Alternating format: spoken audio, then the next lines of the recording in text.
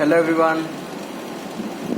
Today we are studying class 5th, subject science and chapter 6 named safety and first aid. So अब हम इसमें क्या क्या पढ़ने जा रहे हैं. पहला है safety on roads, second safety at home, third safety from fire and fourth is first aid.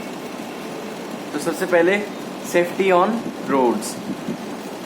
अब 4-5 चीजें हैं जिसका ध्यान रखना होता है रोड पे चलते हुए कि एक तो फुटपाथ पे चलना है हमेशा.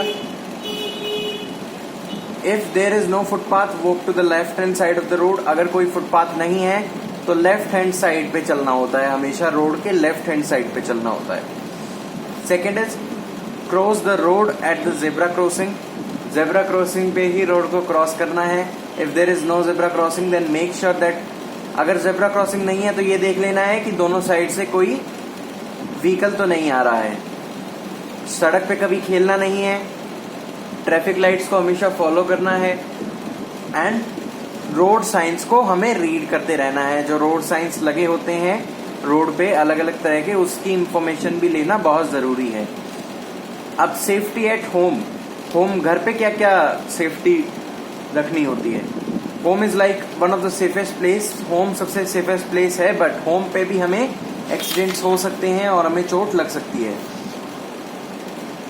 तो अगर आप घर में अकेले हैं तो आपको कभी भी किसी स्ट्रेंजर के लिए गेट नहीं खोलना है. मतलब अगर कोई अननोन व्यक्ति जिसको आप जानते ना हो, तो अगर वो आपके घर आता है और आप अगर घर पे अकेले हैं तो आपको गेट नहीं खोलना है.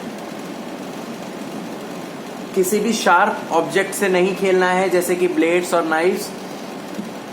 कोई भी मेडिसिन को अपने हिसाब से टेस्ट नहीं कर लेना है कि ये क्या है ये क्या है. सो वो रिएक्ट कर सकती है. Never play on the stairs. आपको सीढ़ियों पे कभी नहीं खेलना है, छत पे कभी नहीं खेलना है और किसी भी ऊंची जगह पे आपको नहीं खेलना है जहां से गिरने का खतरा हो. इलेक्ट्रिकल अप्लायंस को नहीं छूना है, करंट लगने का डर रहता है. Never touch the electrical appliance with weight hands. और गीले हाथों से तो बिल्कुल ही नहीं टच करना है. ये आपका होमवर्क है कि यहाँ पे आपको match the road sign with their meaning. ये आप नेट पे भी सर्च कर सकते हैं कि नो एंट्री का कौन सा सिंबल होता है, कौन सा साइन होता है. सो इसको आपको मैच करना है. So this is your homework. Actually यहाँ पे हुआ भी है, तो आप एक काम कर सकते हैं, इसको पॉज करके यहीं से देख सकते हैं. Right now safety from fire. Fire से क्या सेफ्टी होती है. इलेक्ट्रिकल अप्लायंस को टाइम टू टाइम चेक कराना होता है ताकि वो फायर कैच ना करें. Never wear nylon. नायलॉन और सिंथेटिक क्लोथ्स जो होते हैं वो जल्दी आग पकड़ लेते हैं, इसलिए उन्हें ना पहना जाए और कॉटन के कपड़े ही पहना जाए. Now if the crack is seen in the plastic of wires की प्लास्टिक पे अगर आपको क्रैक लगता है जैसे यहाँ फिगर में दिखाया गया, तो उसे जल्दी से जल्दी टेप से जोड़ें या कैसे भी जोड़ें, क्योंकि यहाँ पे करंट लगने का डर है. Never keep a kerosene stove on the floor. जो मिट्टी का तेल है उसे किसी भी स्टोव के पास ना रखें, क्योंकि वो आग पकड़ लेता है, वो इनफ्लेमेबल होता है. If there is fire in the building vacate the building immediately and never use the light. अगर आपकी बिल्डिंग में आग लग गई है तो जल्दी से जल्दी वहां से भागे.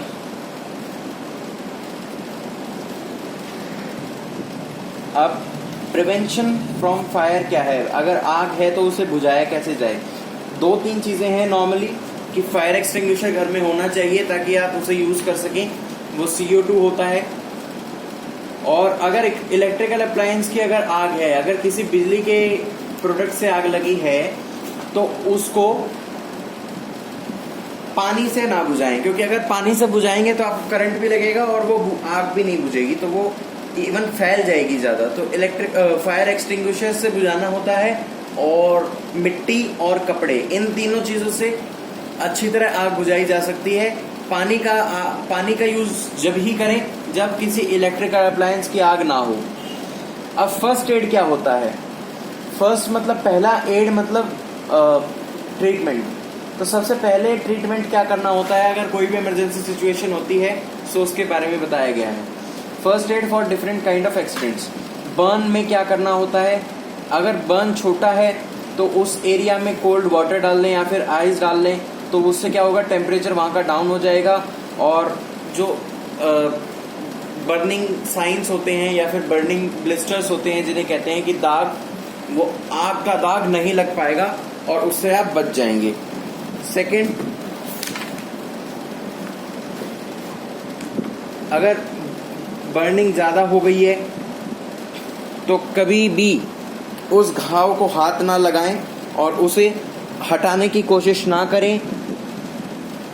पानी से और साबुन से उस एरिया को धो लें और किसी भी क्लीन बैंडेज या फिर किसी की भी साफ कपड़े से उसे बांध लें। Now in case of severe Burns, अगर बहुत ज़्यादा जल गया है तो उसको तुरंत डॉक्टर के पास लेके जाएं, घर पे उसका इलाज करने की कोशिश ना करें। Now wound, cuts and scratches.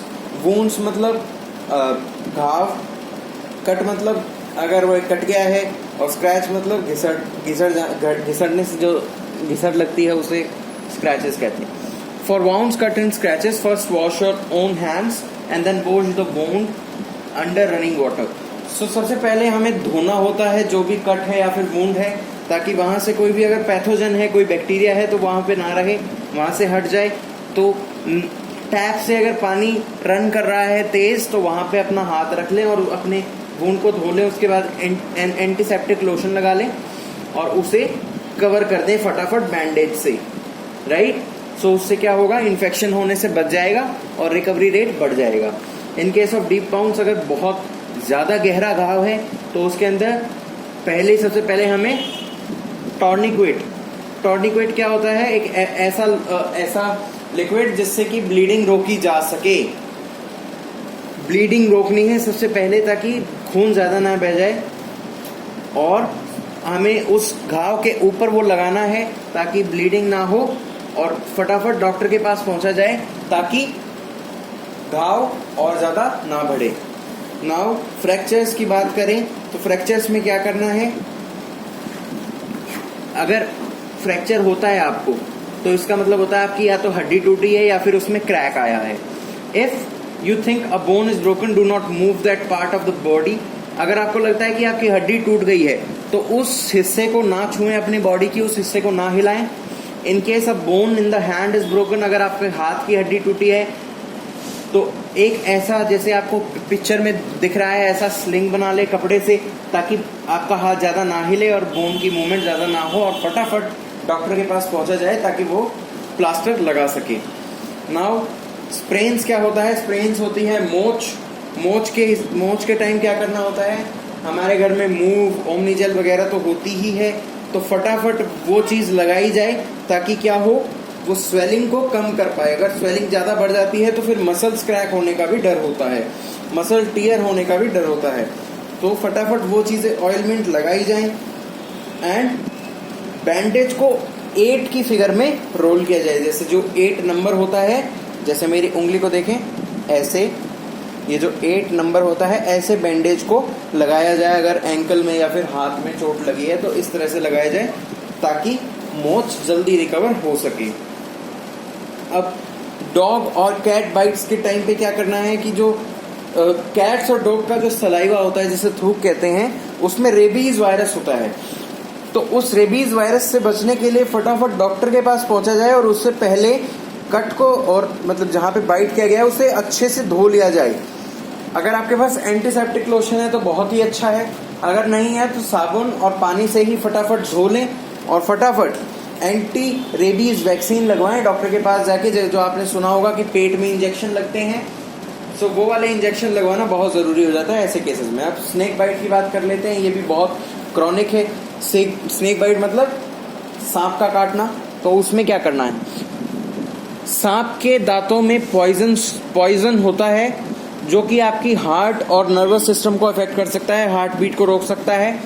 तो क्या करना है, एक पतली बैंडेज लेनी है और वुंड और हार्ट के बीच में उसे टाइटली बांध देना है ताकि पॉइजन आपके जहाँ पे काटा गया है और आपका जो हार्ट है उसके बीच में ट्रैवल ना कर पाए और आपके हार्ट तक ना पहुँच पाए। और उसके बाद ऑब्वियस सी बात है कि डॉक्टर के पास जाना है फटाफट और पॉइजन को निकलवाना है, ठीक है। सो ऐसे हम इन सारी चीज़ों से अपने आप को बचा सकते हैं और बड़ा खतरे को छोटे खतरे में बदल सकते हैं। So this was our chapter. आप पढ़ें, अगर आपको कोई क्वेरी हो तो कमेंट बॉक्स में लिखें। So thank you so much and have a nice day.